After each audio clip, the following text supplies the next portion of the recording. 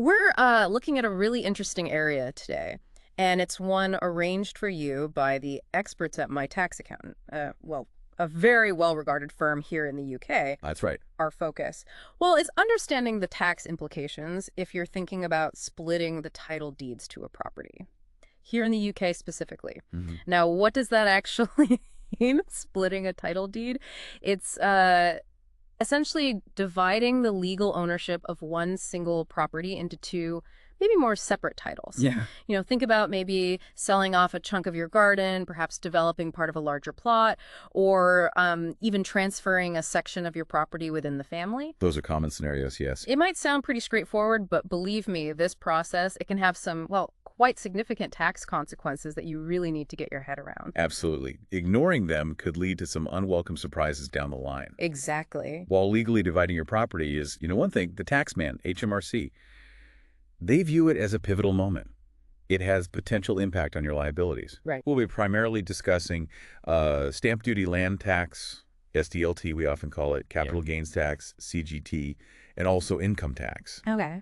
And we're looking particularly at how it applies in the current 2025-26 tax year. Keeping up with HMRC's current rules as they stand, say this April 2025, is absolutely key. Think of it like this, maybe. Splitting a title isn't just one simple cut. It's like opening up several potential tax pathways, isn't it? That's a good analogy, yes. So let's start by understanding exactly what's involved. What is splitting a title deed in the first place? Okay. Well, imagine you decide to sell, say, a portion of your garden to your neighbor, a common example. Right. To make that legally sound, the property's title needs to be severed. That's the term. This creates two distinct legal titles, both registered with the land registry. Okay, two titles from one. Precisely. One for your remaining property and one for the part that's been sold off. Now, solicitors are always involved to manage the legal side. And depending on the specifics, how you're dividing it, you might also need surveyors to clearly mark out the new boundaries. Makes sense. But the crucial point here for tax is that HMRC considers any change in who legally owns a property as potentially triggering tax implications.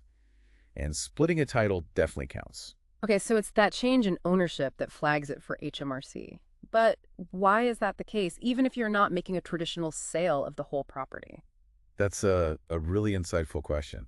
Because from HMRC's perspective, splitting a title is generally seen as a disposal. Disposal. Disposal of part of an asset. Now, disposal is quite a broad term they use. It doesn't just mean selling something outright, for cash. Okay. It could also include gifting or transferring a portion of your property in other ways. Ah, I see. And as we mentioned, these different types of disposals, they can each bring those key taxes, SDLT, CGT, and income tax into play. So the core insight is HMRC looks beyond just selling. Even moving ownership around within your existing property can trigger their tax radar. Right, okay. So even just gifting a bit of land could have tax implications. That's interesting. Let's talk about stamp duty land tax then, SDLT. Most of us, we associate this with buying a new house, don't we? That's the common perception, absolutely. But how does it fit into this picture when you're only splitting a title? Well, you're right. That's where people usually encounter it.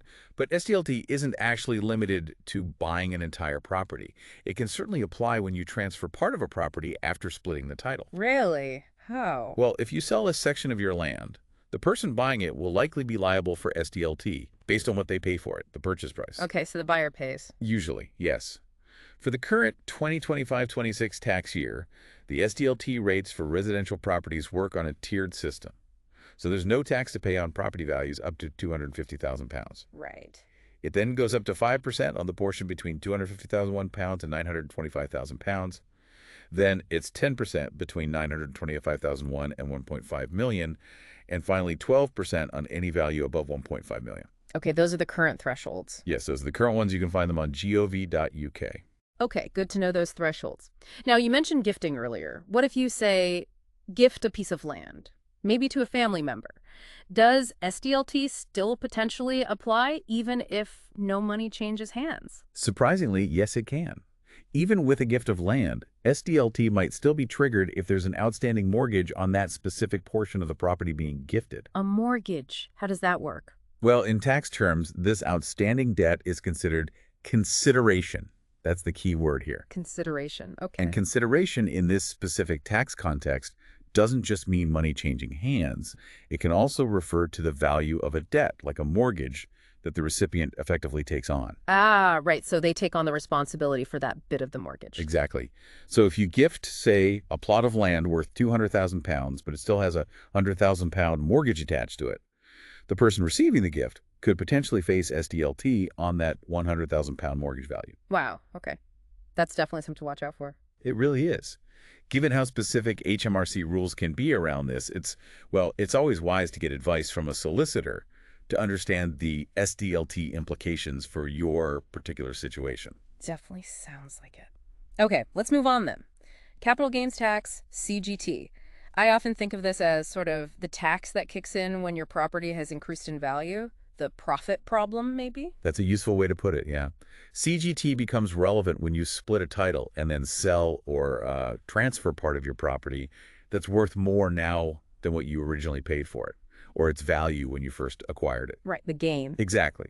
The tax is on the gain, which is basically the difference between that original value or cost and the price you sell it for, minus certain allowable costs. Okay, allowable costs, like Things like solicitor fees for the sale, maybe estate agent fees if you used one, right. and importantly, the cost of significant improvements you've made over the years. Not just routine maintenance, but actual capital improvements. Right. For the 2025-26 tax year, the CGT rates you need to know for residential property are 18% for basic rate taxpayers and 24% for higher and additional rate taxpayers. 18 and 24%.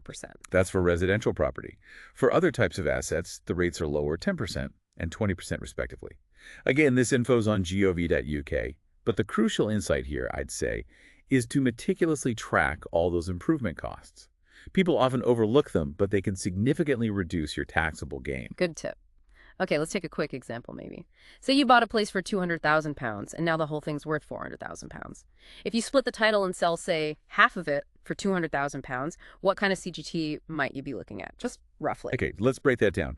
If we assume the original cost is split evenly, just for simplicity, Yeah. then the original cost for the half you sold would be £100,000. Selling it for £200,000 gives you a gain of £100,000. Simple math so far. Right. £100 K gain. Now, everyone has an annual exempt amount for CGT. Think of it as a tax-free allowance. For this tax year, 2025-26, it's £3,000 per person. Okay, £3,000. So you deduct that £3,000 from the £100,000 gain. That leaves a taxable gain of £97,000. 97,000 taxable. Yes. Now, if you're a higher rate taxpayer, you'd pay CGT at 24% on that £97,000. 24% of 97,000. That sounds like quite a bit. It does. Let's see. 24% of £97,000 is £23,280. Ouch. But remember, as we said, costs like your solicitor fees for the sale, maybe surveyor fees for the split, and those capital improvement costs can be deducted before you get to that £97,000 figure. So that could lower the final CGT bill quite a bit. Okay, yeah. That highlights the importance of keeping really good records then. Definitely. Absolutely essential. Now, what if splitting the title creates, say, rental opportunities? Maybe you turn your house into two separate flats, each with its own title. How does income tax come into play then? Right. Well, if splitting the title leads directly to you generating rental income, maybe from one of those new units, that rental income is subject to income tax and must be declared on your self-assessment tax return each year. Okay, standard rental income rules apply. Pretty much. For the 2025-26 tax year, the personal allowance, the amount you can earn before paying any income tax, is £12,570. 12,570. Yes. And then the income tax rates, they range from the basic rate of 20% up to the higher rate of 40% and the additional rate of 45%, depending on your total taxable income. Again, gov.uk has the details. Right. I think the big takeaway on rental splits, especially for couples, is how the income is divided for tax purposes. Ah, yes. So if a married couple earns the property jointly and then they split it into rental units, how is that rental income typically treated for tax? Is it just 50.50? Often, yes. For married couples or civil partners owning property as joint tenants, that's a specific legal term. Okay. The default position for HMRC is usually a 50-50 split of any rental income for tax purposes, regardless of who paid what initially. Right. Even if one paid more for the house. Yes. Under joint tenancy, the default is 50-50 tax split for income. However, there's another way to own property jointly, as tenants in common. Tenants in common. What's the difference? Well, a key difference for this discussion is that tenants in common can own unequal shares, say 70% and 30%. Ah, okay. And if they own as tenants in common with different shares, they can elect to be taxed on their actual share of the income. So the person owning 70% gets 70% of the income and pays tax on it, and the 30% owner gets 30%. That could be useful, couldn't it, if one partner pays a lower rate of tax? Exactly. That's the main planning point. To do this, they need to make a formal declaration to HMRC using something called Form 17. Form 17. Yes, and crucially, they need to submit it, along with proof of their unequal ownership shares, within 60 days of that ownership structure being put in place. 60 days. That's quite a tight window. It is, so being organized is key if you want to potentially save tax this way. It highlights how actively managing your ownership structure can be a powerful tool. Okay, so joint tenants means equal shares, automatic inheritance, and usually a 50-50 tax split on income. Tenants in common means you can have unequal shares, your share passes via your will, and you can choose to be taxed on those actual shares using Form 17. That's a great summary. Tenants in common definitely offers more flexibility for allocating tax liabilities, but you need that formal declaration for HMRC to accept it. Right. This is, well, it's quite involved, isn't it? Maybe a real-life example would help pull some of this together. Sure, let's try one. Imagine Rhiannon and David in Cardiff. Okay. They bought their house with a large garden back in 2015 for £300,000. Now, the whole property is worth, say, £500,000. Nice increase. Indeed. They decide to split the title and sell off part of the garden to a developer for £150,000. Let's assume, for simplicity, that the garden plot they're selling represents half the original property value. So the cost base for that plot is half of the original £300,000, £150,000. Let's work with that assumption, yes. So original cost £150,000, sale price £150,000. Maybe my example values need adjusting slightly for a gain. Let's refine that. Let's say the cost attributable to that garden plot was £50,000 of the original £300,000 purchase price. Okay, cost $50K, sold for $150K. Right, so the initial gain is £100,000. £150,000 sale price minus £50,000 cost. £100K gain. No, costs and allowances. Exactly. Let's say they had legal fees for the split and sale totaling £5,000. Okay. So we deduct that £5,000 from the £100,000, leaving £95,000. $95,000. Now, Rhiannon and David each have their own CGT annual exempt amount of £3,000. So if they own it jointly, they can both use it. So £6,000 total allowance. That's right. So we deduct £6,000 from the £95,000 gain. That leaves a final taxable gain of £89,000. £89,000 taxable gain. Correct. Now let's assume both Rhiannon and David are basic rate taxpayers. The CGT rate for residential property gain for them would be 18%. Okay, 18% of £89,000. Which comes out to £16,020. That would be their total CGT liability, likely split between them. £16,000. Still a significant amount, but much less than if they were higher rate payers or couldn't deduct costs or allowances. Absolutely. And that's just the CGT.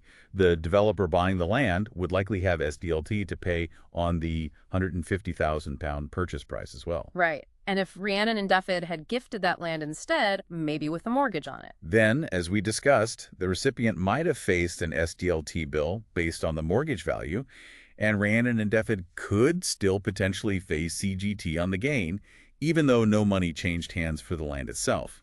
Gifting doesn't necessarily eliminate CGT. Wow, okay. It really shows how interconnected these taxes are. It does. All of this really underscores the complexity involved, doesn't it?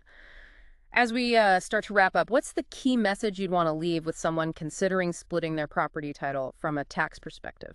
I think the crucial thing to remember is that splitting a title deed isn't just a legal process. It has potentially significant tax implications. You've got SDLT, CGT, possibly income tax to think about. Mm-hmm. And how these apply will really depend on the specifics of your split. Is it a sale? Is it a gift? Does it create rental income? The details matter hugely. And understanding the ownership structure, too. Absolutely vital. Whether you're joint tenants or tenants in common makes a real difference, especially for income tax and potentially CGT calculations.